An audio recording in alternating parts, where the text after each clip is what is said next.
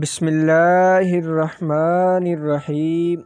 ہماری روزمرہ زندگی میں ایسے 5 امور ہیں جو دماغ کو تباہ کرنے اور اس کو مثالی طور پر اپنا کام انجام نہ دینے کا سبب بنتے ہیں۔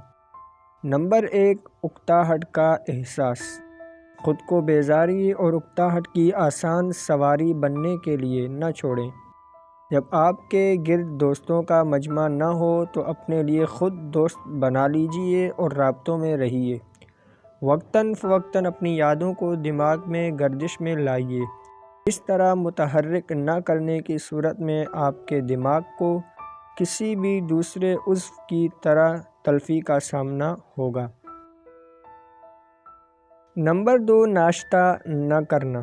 صبح کا ناشتہ پورے دن میں اہم ترین خوراک ہوتی ہے۔ اس کے بغیر انسانی دماغ صحیح طریقے سے کام نہیں کرے گا۔ اگر ناشتہ نہ کرنے کا عمل بار بار دہرایا جائے تو انسانی جسم عارضی طور پر اپنے بعض کام انجام دینا چھوڑ دے گا۔ Number 3، smart phone.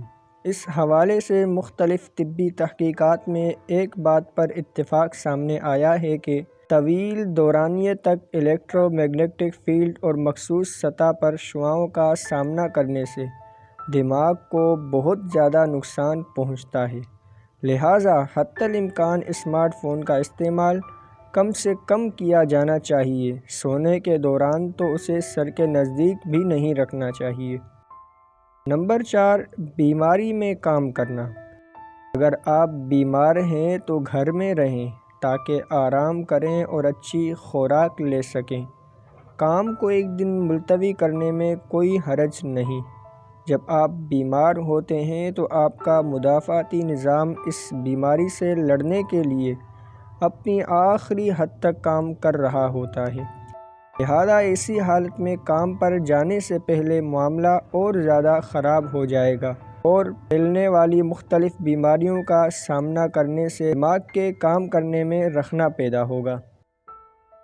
نمبر 5، کھانے میں زیادتی۔ اس میں کوئی شک نہیں کہ زیادہ کھانے سے انسان کا وزن بڑھ جاتا ہے جو موٹاپا لا سکتا ہے۔ موٹاپا انسانی دماغ کے لیے بہت زیادہ نقصان دہ ہے۔